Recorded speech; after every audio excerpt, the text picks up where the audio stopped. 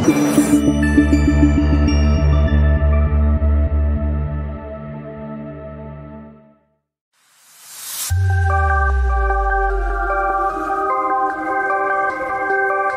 now, coming to you live from the City of Angels, Los Angeles, California, it's the Sheena Metal Experience with your host, Sheena Metal, only on KGRA Digital Broadcasting.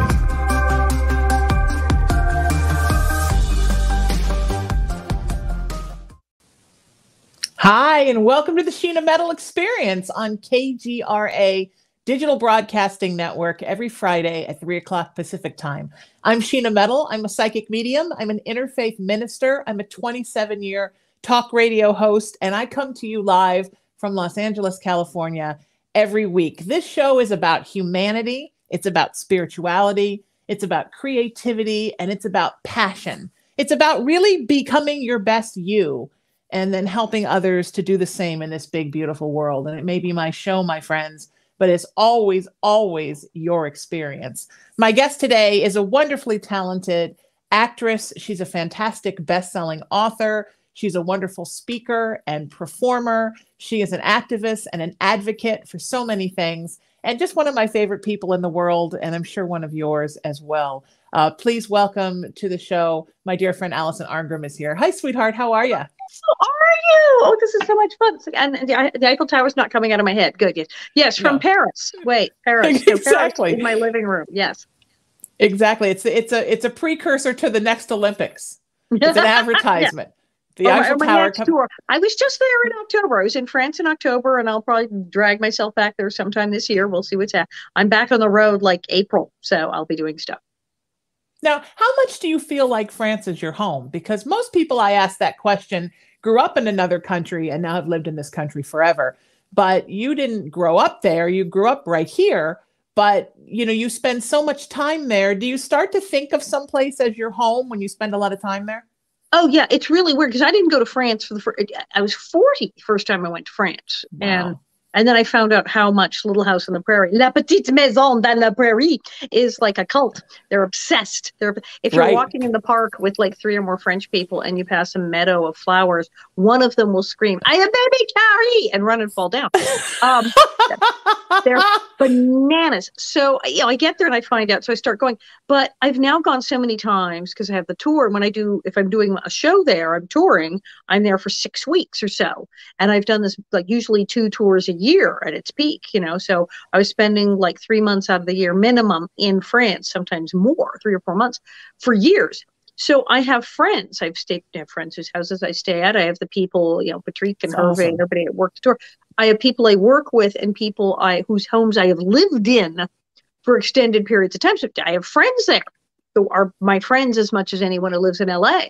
And it's all very weird. I go there and they're like, "Oh, good, you're home. Are you hungry? Do you want to?" I mean, it's like I've arrived at my other home. It's like I have multiple personalities, and that's my other life. The French me. It's nice. That's very crazy. Yes. So was it shocking to find out, and we've talked about this before, that decades after Little House on the Prairie ended in the States, that the French had sort of kept it alive? And I could, of course, put up your iconic shot here so everybody, of course, remembers the evil Nelly, who in France is a hero, right? Like in France, the Olsons are the heroes and everyone else is the villain. Love Nellie. As I said, they don't think she's mean. They think she's French. And they've admitted it. I joke about it, but my friends because we do like the bad girls sometimes. Yes, the bad girls. Yeah. So they do. They love Nellie. They love the show. They're obsessed. It was weird because, you know, shows start rerunning in other countries, and we started in 74, and usually the other countries wouldn't have gotten the reruns till early 80s, 79. But like in 76 or 7, they showed the pilot episode where they're in Kansas and all that, Little House Prairie, dubbed into French. And the pilot is kind of slow paced, and it could be about a little French woodcutter and his family in a cabin. You can't know what it's about. And that's the one where they meet with the Indians there, or the Native American tribe, the Osage, who spoke French. And so that's at the Indians speak French in the pilot. Well, okay, that was all they needed. And there's an obsession in France. A lot of people in France, they really dig the 1800s in America. They like the whole story of the westward expansion. They play cowboys and Indians. They have these events. They do Civil War reenactments in France. Like, what? They're really into the 1800s. And then here's this show. And of course, Michael Landon, they knew from Bonanza, and he's handsome. And he is so sensitive. He cries. And it's a beautiful family. They went berserk, and they wrote to the network and they wrote to the TV guide and said, we need this show. You need to go start to show the rest of the episodes. We'll watch it. And this is when they had like 2 channels, 3. So they started running it like 5 years before any other country really started watching. And it was on every day at noon. And they only had 2 or 3 channels. And this is when French people went home for lunch. Some French people still go home for lunch. Nap. It's nap time. It's when you go home to have lunch and then take a 3-hour nap. Chill out and have siesta. And people go home. They still do. Some places people still, if they live close enough, go home for lunch, and the kids leave school, go home for lunch. If it's too far, they'll stay, but they'll go in the break room. And like here, where people might go in the break room and watch soap operas, they go in the break room and watch Little House on the Prairie. So when it came on, it's like, okay, there's 3 channels. What do you want? The news, or you want to watch Little House on the Prairie while we're eating? I was like, Little House on the Prairie. So they'd watch Little House. The entire country watched Little House on the Prairie every day at lunch for years. So I roll in, and they're like, ah, and so they everyone in the country, they've got the episodes memorized. It's freakish. Wow. Well, and Charles Ingalls did sort of have like a kind of a French man bromance with a friend, right? First the Victor French character, then the Merlin Olsen character. And he was very touchy-feely with his pioneer male best friend. And that's a very European man thing to do too, right? Not to be so weirded out about men hugging Westerns, each other. Would have normally, he'd have been very proper and very puritanical, but he had like the shirt off and the tight pants. He was sort of like sexy Charles Ingalls. And the romance. And what did Laura and Nellie fight about? It was always a boy. People think about that episode, Bunny. It wasn't about the horse. We were fighting over the guy. So it was all about attention for what. It was all romance and jealousy. And then Paul would cry, and he plays the violin, and they're like, yes, this is our guy. They were hooked. They were hooked. That's awesome. I think it's so amazing that at 40, a whole nother world opened up for you. And not just in travel, but in friendships and in learning. And you went to school and learned French, right? So went back to school because I had like high school French. I was terrible in high school, bad high school French. And they don't teach you to speak French, really. They teach you can read French if you take good high school French. Yeah, I can read a little. The grammar and the basics, but French changes like any language. Things became more informal. Also, okay, so when you're in high school, they teach you to conjugate vous. They don't really talk about tu that much, or toi, because that's informal. And you're 15. Everyone you're talking to is older than you. You're going to be saying vous. Right. You're talking to teachers. Who are you going to say toi to? Well, you grow up, you go to France, there's people younger than you, and you're an adult, so you could say toi. And it used to be very strict. Unless someone was a direct relative or your boyfriend or girlfriend, you didn't say tu, you said vous. Now, unless there's like it's the Queen of England, or there's like 2 of them, you don't say vous. You say vous to someone now, they go, what are they telling me? What about that? Wait a minute, the president? What was this vous? Call me toi. Everyone's like, call me toi. It's like first name basis. And they didn't do that when we were taking French in school. And we conjugate nous, for we, nous sommes. But people say, okay, on y va. And I'm like, on, what is it? Oh, that's the word we actually use. We don't actually use the other, we use this one.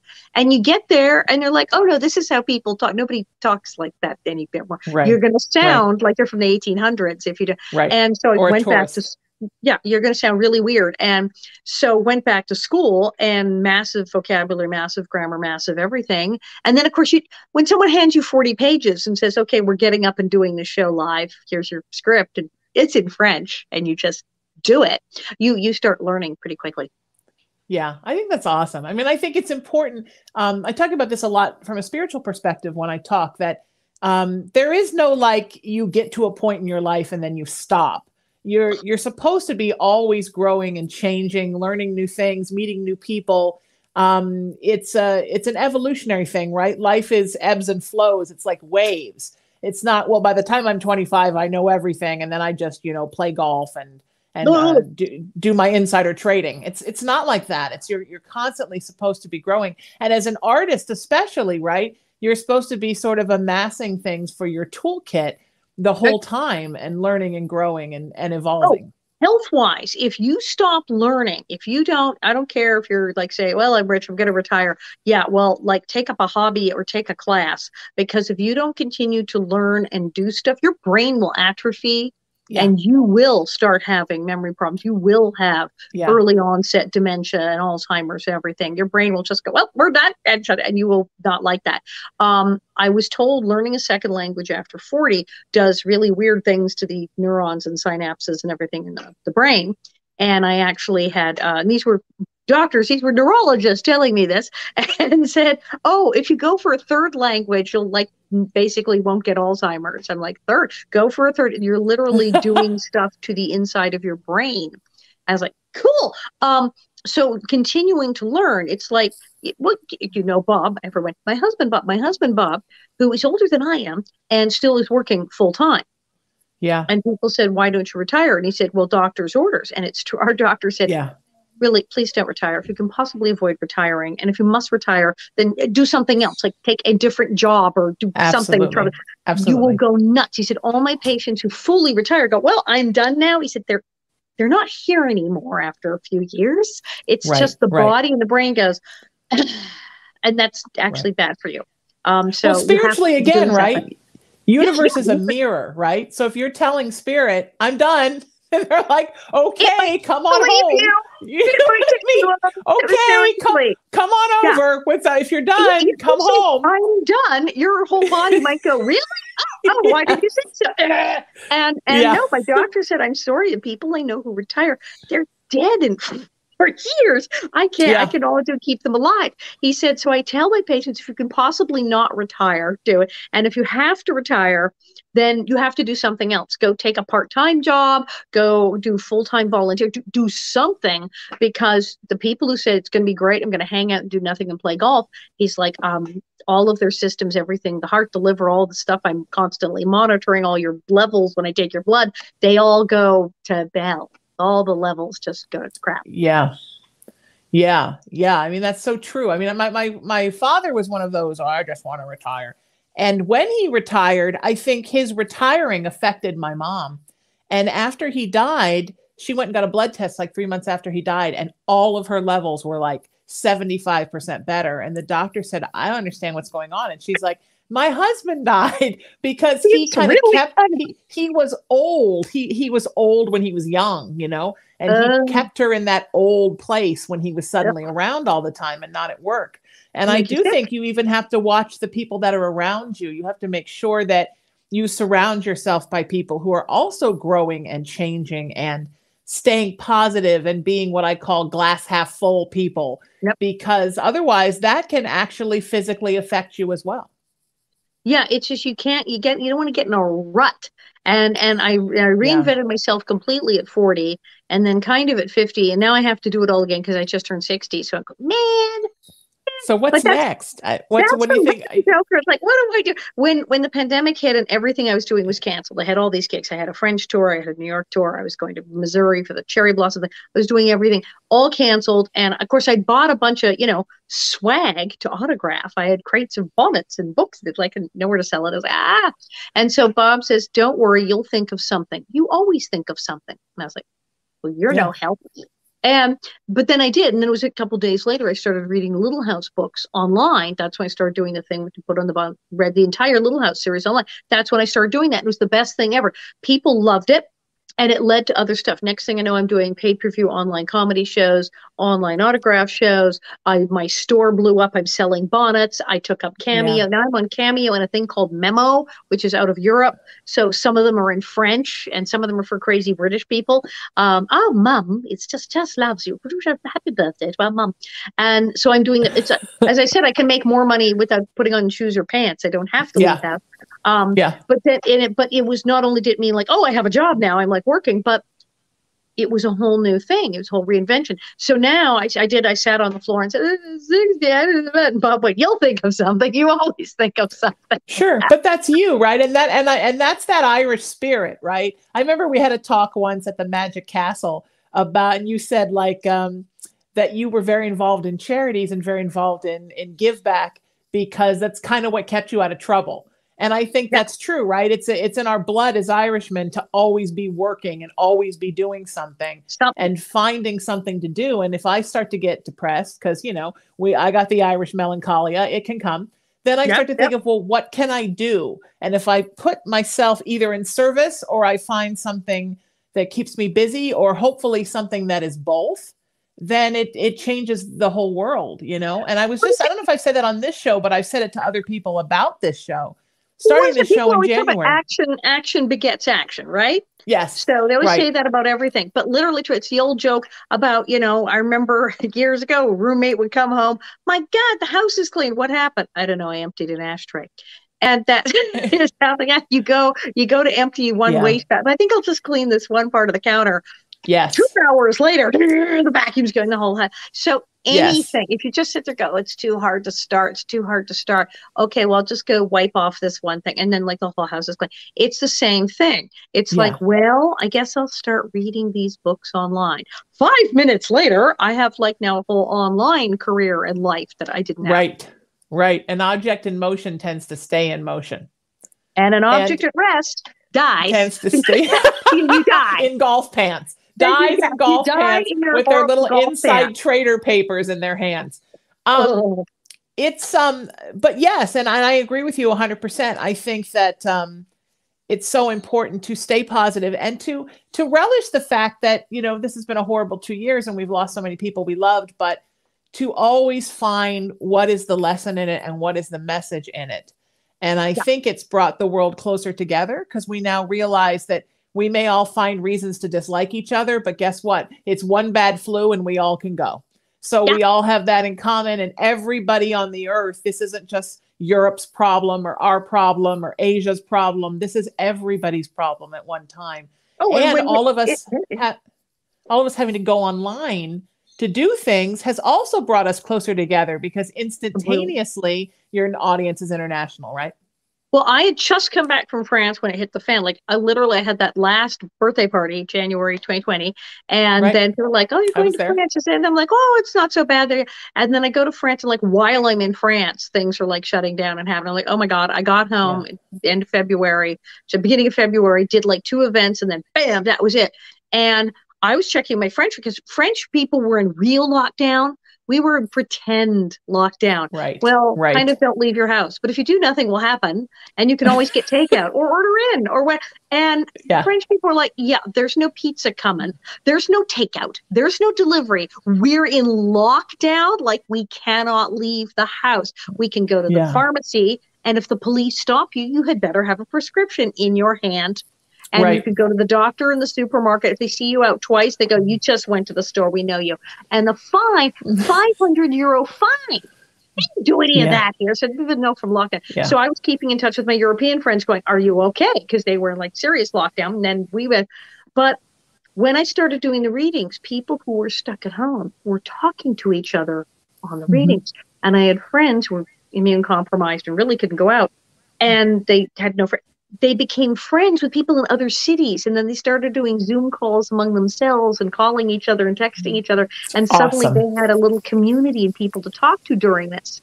And they said that my reading the Little House books in a bonnet and just goofing on things, they said, you don't know, this is like the best hour of the day. The rest of the day here sucks where I am. And this is like good. So I got a plaque. I got a plaque from our state senator about, holding up morale and increasing literacy and exploring the works of war. And goes, wow, I got a plaque. Because people they were stuck there like, we're really, it's like the amount of intense boredom, yet screaming terror level of stress at the same time. Right. That's just, the human body does not like that. Well, and that's kind of a throwback to the 70s, right? When we were kids, when there wasn't the internet and there wasn't 24-hour television and there wasn't anything that, so you went to the television, you went to the radio, And these were the things that stopped you from going crazy when you were bored, when you were sick, when you were upset, when you'd gone through a breakup, when you'd lost a loved one. The shows like Little House on the Prairie, those were what kept you alive. I think Little House on the Prairie kept my mother out of the Irish doldrums for years and years and years. And but so now it's the same thing. Right now it's going to people for these online things. And I have said to many times in many different situations and in interviews that this is the first time starting this show in January. This is the first time where I've started a television project that was solely online, that I didn't feel I had to apologize. Like, oh, well, it's just an online thing. Because it used to be like, I'm just an online thing, was sort of a second-class citizen. But now it's like, oh, it's an online thing? Amazing. So it's all I got an online this, I got an online that, I got a paper. It's all online. And Little House was blown up massively during the pandemic. It became popular because people, remember, everybody started baking bread and went crazy. Yeah, hello, they were all watching Little House on the Prairie. And it went nuts. And then people remembered that we had an episode called Quarantine and we had an episode called Plague. And suddenly the New York Times is calling, and we're all from the show, we're all doing interviews about the significance of Little House on the Prairie during the pandemic. And we're like, yeah, it's the show to watch. If you're stuck at home and terrified, this is the show to watch. You will feel better. Well, and I think that's important, because I think it's important that we look back to our history to see that human beings went through this before. This is not something that's just ours. This is a thing that happens occasionally in humanity, and you deal with it and you find a way to come together and you find a way to help each other and you become your best you so that you can help those around you. You don't just give up and say, okay, COVID's here, we're all going to die, and just pull the covers over your head and that's the end of it. And I think that creative people, right, as always, have really pulled it along by providing content for people to watch. And God bless streaming platforms, right? My God. Well, because they've saved the world. Bob and I, because we made it, we met, in the 80s at AIDS Project Los Angeles. He's director of the Hotline. So as he said when this happened, honey, this ain't our first plague. So we went through a terrifying period where people didn't know what was happening. We're really scared. There was lots of misinformation. People didn't know where it was going, and all of our friends were dying. And we went, oh, okay, we've been through this dark thing. All of us, yes. We can do this. We can do this. And we both had the older parents who went through World War II and the Depression and told us time and time again, when we were there. So my father, the door huddler, the Irishman with the Depression on the farm, oh, you should see the food in the cupboard. Or as Bob said, okay, fine, you're quartermaster in charge of supplies. So we're not going to run out of anything. We knew what to do. We knew what to do. We're like, okay, this is what we do. And, we knew all the people in AIDS, all the research. We're calling the research scientists who used to work in AIDS and are now working in COVID, got the scoop from them. So we were like all over it. But the creativity, some people did shut down. I saw people just sit there. I did. That's it. I'm just considering. But the creativity, the people started cranking out entertainment from their apartments. Did you see we went to the Stranger Things experience? They started doing live shows like in parking lots, like drive-through theater. Oh, wow. Drive-in theater. It was great. We went to the Stranger Things experience. We're like, well, this is going to be really good or really bad. I don't know. It's kind of expensive. Well, what the hell else we got to do? You get in the car, bought the thing online, and you drive to a parking garage because how many offices were closed? So there was this huge multi-story parking garage, nothing to do. So they rented it out and made their money. So it was good for them. They rented out the parking garage, got some money since no one was coming to park. And so everybody, benefit. And a theater company of young people who were desperate to perform because the theater now was closed and they couldn't do shows indoors. So it helped everybody. You pull up and they've done the parking lot up that it's the mall from Stranger Things. And they start acting out all this stuff. Oh, and if you want candy, you take your phone and then tap at the window. There's someone in a mask with a sealed plastic bag with your popcorn and your red vines and your thing. Nice. And they act this whole thing out. And then, of course, it's interrupted. Oh, no, the monsters, we're doomed. It's the upside down. And you drive into the parking lot and you start going into this parking garage, and there's all these actors dressed as characters from Stranger Things, and then it gets really dark and scary, and then the Russians show up, and then you're in the upside down, and there's all these projections, and then you're on the roof, the parking garage, and there's this big loading dock they've turned into a stage, and they crank, you have your radio tuned to the station like a drive-in, and the music is blasting, and they've got, because they've got the girl 11 flying people around, so they're in foy harnesses like Broadway, like and they're doing Peter Pan, and people are flying around the stage, and they're singing like live. They're doing singing and performing, and there's music, and there's people flying. I'm going, okay, you could do Cats, you could do Lion King, you could do any of the Disney shows like this. What Broadway show? You could do Wicked. You could do a Broadway show like this. You just put on a loading platform, they've got everything. And I'm like, I would go to that. And then when you're done, you go down and you pull into a space and you say, would you like a program? Would you like this T-shirt and the cup and the souvenir? I'm like, yes, I would. And they come to the window, tap, tap, here you go. And I was like, what did we got? We got a program. We got souvenirs. We had snacks. We saw what was like basically a Broadway show. It was totally, we never got out of the car. We went to a thing on Halloween. We did all this stuff where like we didn't get out of the car. And I said, if this is entertainment for the next one, I could do this. This is great. What? Yeah. And I like eating outside France. I love eating outside at a sidewalk cafe. I'm so glad that LA is now really embracing outside dining because we're California. Yes. Why have we not been doing this? And I thought the outside theater stuff was genius. And then I have friends who are just creating whole shows out of their kitchen. And I help people out because, I have my beautiful lighting here. And so I have friends who said, I'm trying to do auditions out of my living room and shows out of my, and I'm like, do you have the ring? I don't have the ring light. I don't have the ring light. I'll buy you a ring. I gave so many people for Christmas a ring light. Like I was on Amazon sending ring lights to all these people. Mine's on right now. Light.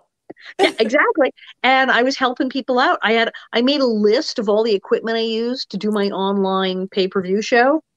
With where to buy it, like here's where you get the backdrop, here's where you get the camera, here's where you get the thing, and sent it to a whole bunch of friends who are now producing stuff out of their house. It's so smart. I got to jump on it because I was in a musical in 2018, and they didn't have the the Dayglow tape on the stage, and so I fell off the stage opening night and damaged both my knees.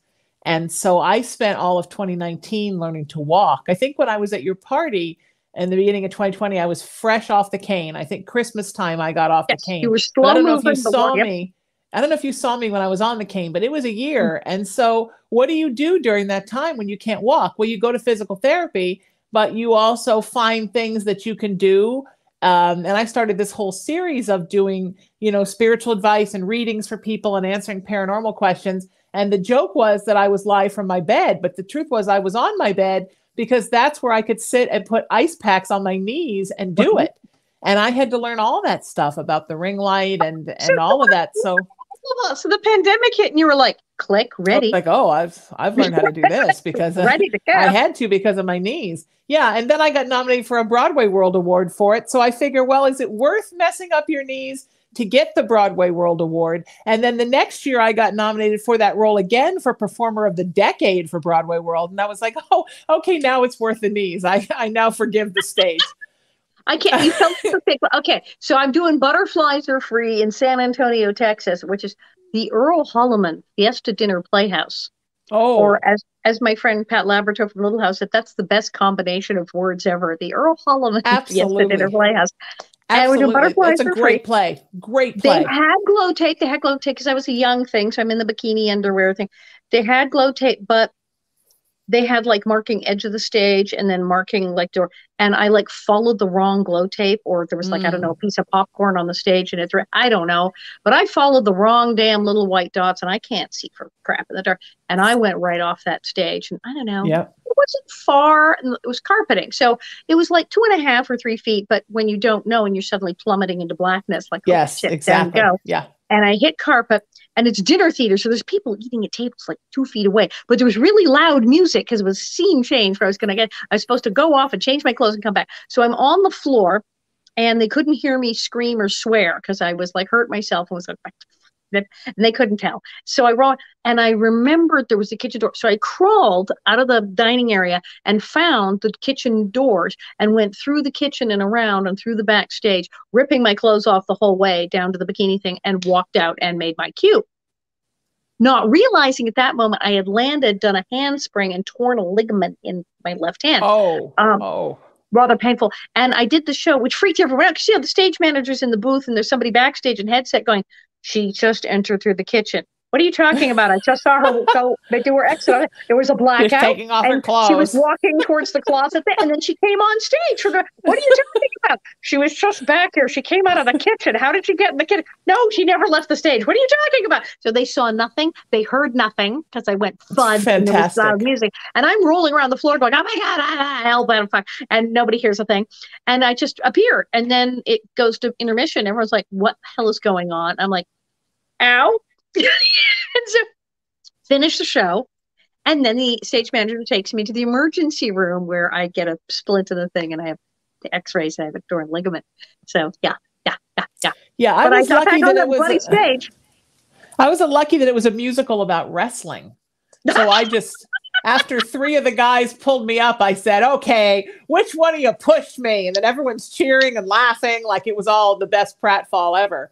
Right. And all the while I'm thinking, how in the world am I going to get through this? But again, right, you're Irish. When you're Irish, you're raised like, well, another bad thing happened. Just keep going. And you kind of just, so I just got back up on stage and did it. And then did the next show. Night. You could be bleeding. Right. You would stop the show. Right. Exactly. I mean, that's just, but you know, the interesting thing about that theater was it was so haunted.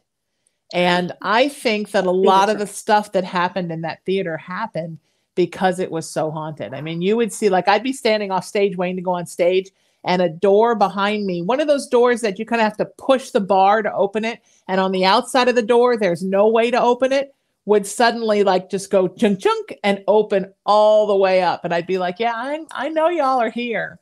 And I'm just not paying attention to you. All theaters are haunted. I mean, that's why we like have to say the Scottish play and not like say the name. Exactly. Theaters are spooky. Theaters are haunted. They're all haunted. I've had all the weird stuff that I've ever had happen. Always been back theater. Now we've had this conversation before. Like I'm like so not woo woo. I'm like no, I see nothing. I see nothing. What ghost? There's no ghost here. I see no ghost.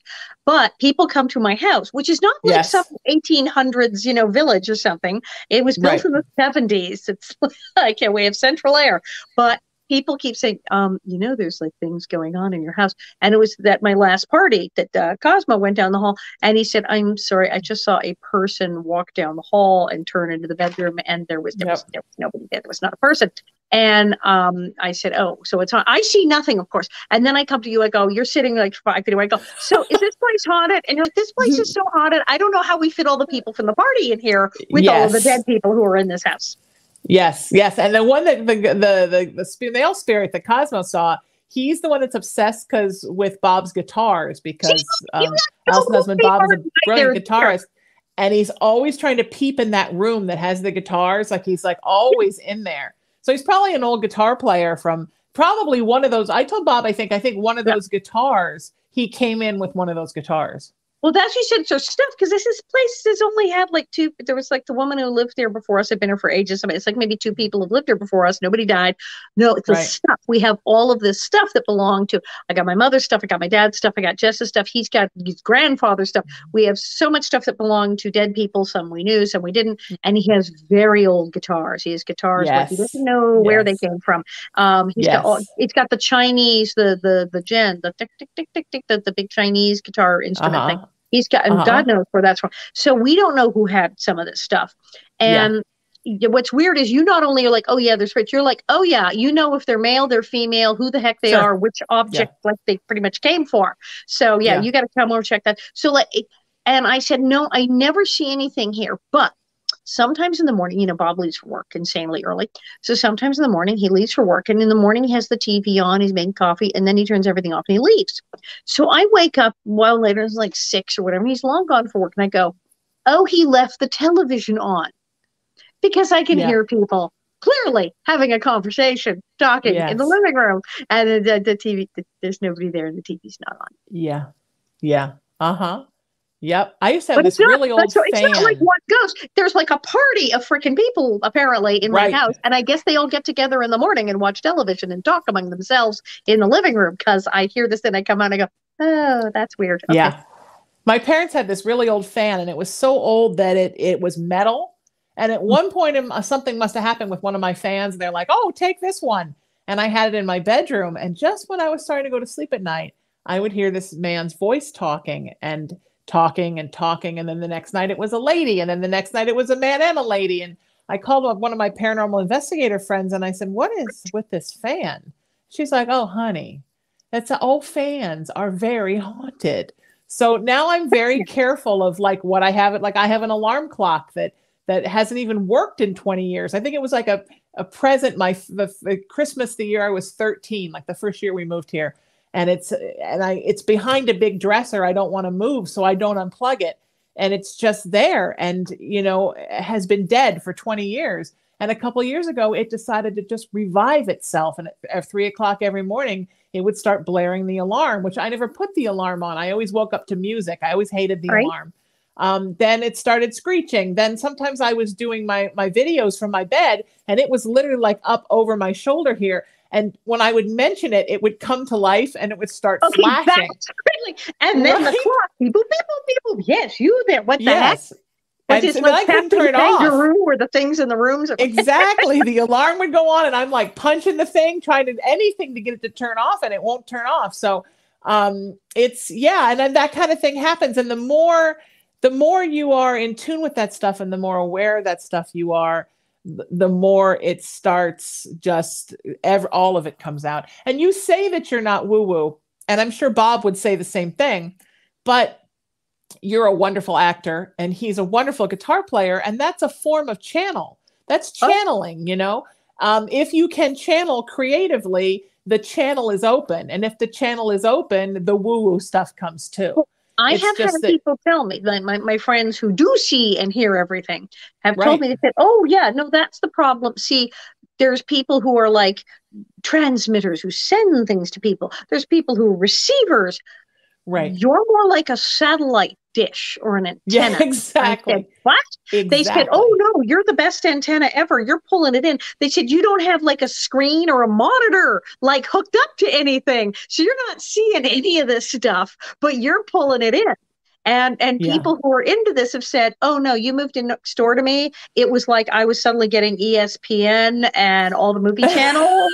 Like they said, it's like psychic. Oh, I just got all the HBOs and Showtime. What just happened? Yes, Alison's exactly. Here. They said you are like a crystal radio pulling in stations that nobody's getting. And they said, but you're not hearing it. You have no idea. You're not hearing it. You're not seeing it. But if anyone in the room has any sort of psychic bent or is receptive, they're like, wow, who fired up the antenna?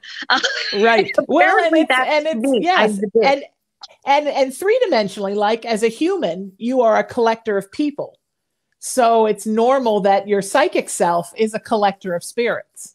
And I introduced you just naturally. One of the things I've always said, and I said I did it during the AIDS pandemic, the height of the 80s. I said I can't find a cure, but like I can introduce people. I got a Rolodex. I introduce people to each other. And this has resulted in amazing things where I've put people together and they've met at my party, or I just thought, you should know so-and-so. And then like huge things happened. And as you said, you've called me the gateway celebrity. I was like mainstream famous-ish person you had on your old show. And then you had like everybody. Right. Because of your energy, because you brought them in. You're like like I said, like the preacher from Poltergeist 2, only not evil. Like he showed up and then suddenly there's hundreds and hundreds of spirits in the house. I mean, you're kind of like that. And it's interesting because for folks that don't know, Alison and I met because we had met a long time ago when I was doing my crazy rock public access show. And your show was right before mine because you did a show about... Yep. Right. And then after me was the neo-Nazis. So that was the lineup for the afternoon, was that craziness. But in a span of 7 days, 3 people that didn't even know each other said, you should have on your show. If you've ever met Alison Arngrim, you should have Alison Arngrim on your show. And after the third one, I thought, okay, I'm going to go on the internet. I'm probably never going to find a way to contact her. And I went on the internet. I found your website and there was a way to contact you. And I did. And then I talked to your publicist and Harlan Bowl, who is also a darling friend now. And then you came, and the minute you sat across from me, I thought, oh yeah, this one and I are going to be friends. You can just tell, I think, sometimes when you meet someone, if they're your people or they're not your people. And now so much of my life, right, are people I've met because of you, people I've met through you. I've introduced you to people. that's the way it really should be, right? We're supposed to be connecting to You other had it on your souls and creating show, and your phone rang off the hook. You've had half the town on there. Yeah, right. Exactly. Yeah. And I mean, everything I do, you're involved. Everything I do, I think, oh, I'm a director of vagina monologues. How can I get Alison involved? Like, I want to know how to get you involved into everything I do. I think that's beautiful. You know, people say you shouldn't work with your friends. I don't believe that. I think the most beautiful thing in the world is to make art or do spiritual things or both with people that you love. I mean, I think that's why we're here on the earth, is to do that. To connect and to do that. Absolutely the connections and stuff. But yeah, it is all about connecting people to people. And I have introduced the damnedest people to the damnedest other people who never would have known each other. And it's really worked out.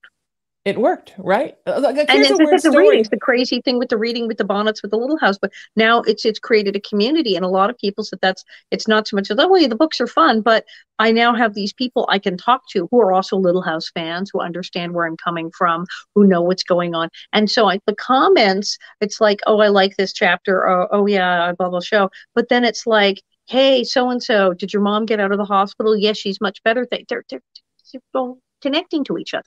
Yeah, that's beautiful. That's how it's supposed to be. I mean, I think that's the way that it is. And you say that you're not a woo-woo person, and I believe that you say that, but you are a highly spiritual person. I mean, you're a very God-centric person. I think the woo-woo is just part of that. I think it's an extension of the fact that you are very connected to spirit, right? You're very connected to God. And I don't know how artists aren't. I respect artists that aren't. But to me, when you act, when you do a play, when you do a film, when you write a song, it's all so God-centric that it's hard for me to understand where people think all that creativity comes from. Because to me, it's a complete co-creation between spirit and you, right? Well, and being in service, to say, you realize it's like, it can't just be about, well, this is the thing that will make the most money, or this is the thing I just kind of feel like doing. If that was it, boy, things would get boring really quickly. So it's what will work, what will make me of service and help fix the problem or make the problem less awful, or help the most people. I look for that. I mean, I said, well, I'll start reading Little House books. That'll be fun. Go back and reread them from the beginning. And then I thought, well, everybody else is bored out of their mind. I'll go on the internet. And then it just people loved it so much. And I'm like, still doing. I actually took like a week off. They're like, are you coming back? I just picked out a book last night, and I'm going to start on Monday. So Monday we'll get the reading. But people really dug it. And my phone rang off the hook with people like, so whose idea? This was the best idea, because yes, my profile blew up, my store blew up, I sold the bonnets, I wound up on Memo and Cameo, and it was like huge. It was fantastic, and I had the shows. People said, whose idea was this? I went, well, mine, I guess. Laura Ingalls Wilder. I had nothing to do, and a phone and a tripod and a book and a bonnet, and away I went. People thought it was such a good idea. They thought like I had a team of marketing specialists, and my manager and my agent and publicist got together and said, well, have you read the book? They thought it was something like that. And I'm like, literally sitting on the floor going, oh, look, I have bonnets. I'll wear one. Yeah, it was organic. And it was something that felt right, felt good to do. And then people could connect to. But I didn't sit up all night going, what would be the best thing for me to do for my career in the pandemic? I was like, well, of course. And there were people who tried things in the early days, like, well, this will be the most profitable, but it didn't work. The people who did things that were really about them and were real and, as I say, organic and related to who they are and what they really do, it worked. That they're people that they are their fans, who they connect to, went, yes, that's the thing. And Absolutely. So it worked and it made sense. And then my show was like, well, we canceled the show at the Laurie Beachman. Well, we're going to put it on stageit.com and people can tune in and see it over there. And so then and so everything was about really being in service. And even the cameos, many of the cameos I did were for people working in hospitals. They said, could my friend, she's been working multiple shifts at a hospital in New York during COVID. Can you give her a pep talk? I'm like, yes, I can. That kind of being in service feels comfortable. And I don't know other people, they don't even think of that, but being of service to others, or as I say, making the world a better place and well, with my show, the Alison Arngrim show, where we talk about things that make you feel good, the TV shows and the movies that made you feel good, the people who made them, and people who are doing things now to make the world a better and more interesting place. Right. And I think we're supposed to do that, or at least make it a less awful place. And that if you're operating from that, which is absolutely is God-centered, is spiritual, is much more, it's not just about me, it's about everybody, your projects and your things you're doing will work better. Yeah, absolutely. Well, and it's about not panicking, right? I mean, I think growing up as artists, you were sort of almost, it was bred into you that every job that happened could be your last one. And if that job ends, nothing might ever come. And you lived in this place of panic, right? Of always thinking that maybe this is going to be the last one. I learned as I became more spiritual and as I surrendered and released and really let spirit sort of take over, that God's always going to throw what you need, right? What is it? God doesn't give you more than you can handle and always gives you what you need. There's always going to be something. So the answer is don't panic. Just wait to receive the message for what the next step is, right? Well, and believe me, with I mean, the word pandemic has panic in it. When this thing hit, believe me, there was plenty of panic. I mean, my friends were getting sick, and it's like, hey, my lungs, I don't know if they're that great, but all my friends are either diabetic or have asthma or have AIDS or immune compromised. It's like, people like, do any, well, it's only really hard on people with a secondary condition. Okay, that's everyone I know. Hi, I'm over 50. I'm 60. Bob's older than that. It's like, hi, we're a risk group. Ding, ding. So it's like, this sucks. And I also know that people want to say, oh, it won't be that bad. Yeah, I remember that with AIDS. It won't spread to that many people, will it? Like, it doesn't heal millions of people. So I was like, holy crap, this sucks. This is terrible. And the reading was so centering, reading the writings of Laura Ingalls Wilder and this story about this family. And it goes, this happened, and then this happened, and this happened. And it is so centering and calming. And people tuned in and said, this is really calming. And I'm like, what do you think I'm doing it for? People said, oh, it made me feel so much better. I go, why do you think I'm sitting here in the bond? It's making me feel better. We're all doing this to feel better. Right. Yes, absolutely. Yeah. Yeah. And also, because panic only lowers your immune system, right? If you panic, you ding your immune system. So physiologically panicking that you were going to get sick, not great. Secondly, panicking that your career was over and you were never going to work again because we were never going to leave our homes. Don't panic. Something is always waiting for you. If a building is on fire, the first day says, okay, don't panic because you got to keep down out of the smoke and find your way to the exit. And if you're too busy going, the building's on fire, you're not going to get out. So yes, you have to be able to somehow rein in the sense of screaming terror, panic, which is natural to have. But go, okay, get out of the burning building. Yes. Yeah. Well, I think it's taught a lot of us who are artists and who are spiritual artists that no matter what, you can always make your own stuff now. You never have to worry, right? If something happened and you got sick, if you got, for some reason, you were in your house again, you're okay. You now know that even if all your dates got canceled, you would make your own dates online. And I think there's such a freedom. You know how many backdrops I have? This is Paris. I have loved that. I just ordered my St. Patrick's Day. Oh, I have a show on St. Patrick's Day. Stageit.com, St. Patrick's Day Thursday. That'll be Nasty Nellie's Sassy St. Patrick's Day. Nice. And I got a big shamrock thing I'll be hanging up here. So yes. Nice. And are they actual backdrops or are they chroma key? No, it's a. Oh, nice. Okay. I ordered them on Amazon, and I got a rack here, some clips, and we hang them.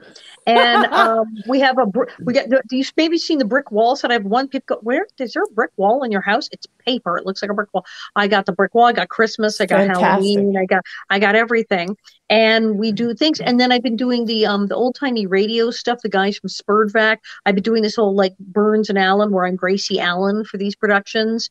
And we're going to be doing the Bickersons next week. I just ordered a new backdrop because I got to do the Bickersons. It's fantastic. Isn't it? It's nice. And I knew that you would find some wonderful way to entertain people, even amongst the pandemic. And of course, that was the truth. And that's wonderful. when things are fully open again and you have the opportunity to do all the travel that you were doing, do you think you'll still always do this? Yeah. Well, we kind of have it because when, the numbers go down and you get your latest shot and the doctors go, okay, you can go out, you're good for go. And then the numbers go up and you got to get another, and you go back in the house. So what happened? Things like got better. And my doctor said, yes. And I got like another shot. And he said, if you get the shot, you go. And I went to New York and I did a club called Caveat, and I did the Rochester Fringe Festival. And then I turned October and I went to France and I did 6 shows in France. And then I came home and everything went to crap again. And France, the numbers were so low. We're doing the people wore masks and you had to show a test or a vaccine at the door and all that. Yeah. But then I got home and I've been home a week and they had like 400,000 cases a day. It's like, it all went to crap. Hello variant. And so like back in the house. But I went out, like I said, okay, it's like ollie oxen free, go. We don't know how long this is going to last. And my doctor said, April should be good.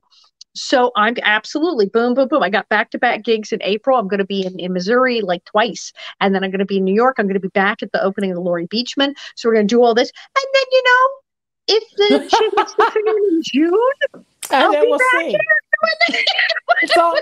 We'll see. Yeah, that's how I feel too. I'm sure that I will teach in person again, but okay. In the meantime, I teach online, and it's fine. And I try to run out when I teach. Like when we almost canceled the October show, because obviously we canceled the October show in 2020. We canceled the spring show in 2021. And then it's like, okay, the October show, we do the October show. And it was like, oh, wait, do we do it or do we cancel, wait to spring? And even one of the people we're booking into his theater said, you don't know what the hell's going to happen. There may be another variant or some terrible thing here. We could say, let's cancel October and wait until March. And you don't know, they could all get bad again. So we went ahead and did October and it was fine. Nobody got sick. We did it. Everybody got shots. We had masks. And what happened? France had like 500,000 cases, all went to hell. And now it's like, you would be able to do a March show. So it's like, oopsies. Right. So it's like, okay, that was right. So it's like, okay, the numbers are down. Go. And I run out and do as many things, go as many places as I can. Before the whistle blows, and they go, get back in the house. And we're all back in again, and you can hear the like when the tornado's coming. Get back in the. You are so amazing, my friend. Will you come back and we'll do this again? I would love it. Yes, and you have to eventually come over to the house and tell me who the heck all these people are walking around in my hall. We should do a live from the house, a live ghost thing. Oh my God, because the cats can see me. The cats can see him. The cats Let's do it. I'll come over and sit in front of the Eiffel Tower and we'll do a ghost thing and we'll wander around your house. It'd be awesome. That actually be really cool. Where can people find you online, my friend? Oh my God. Okay. So I'm all over Facebook and Twitter and Instagram, and I'm Alison Arngrim everywhere. Bonnetheads.com is the website. You can also sign up for the Nelly newsletter by emailing loosegravelprod at Gravel Productions AOL. I got a store on Square, stageit.com. Check there. I've got a bunch of shows coming up. As I said, I'm going to be in Macon, Missouri, around the 8th for the Spring Pickers, then the Cherry Blossom Festival, end of April, and I will be in New York first week of May for the Irish Arts Center and for the reopening of the Laurie Beachman Theater. Fantastic. Go and do all those things and see my wonderful friend, because she's amazing. And if you have not seen her, do her live show. It is wonderful. And also, and I'm finishing the cookbook, and it's going to be a cooking show. I have cooking videos. I have a YouTube And make sure to get this book, Confessions of a Prairie Bitch, New York Times bestseller, right? It's fantastic and very exciting to you, my friend. Thank you for being here, my darling friend. Nice to see your face. It's the Sheena Metal Experience. We're here every Friday at 3 o'clock Pacific time on KGRA Digital Broadcasting, coming to you live from Los Angeles. Till I see you next week, my friends, seek peace, live in love, lead with kindness, embrace unity, raise your vibration. I love you all very much, and I'll see you next time. Thank you so much to Alison. We'll see you next week.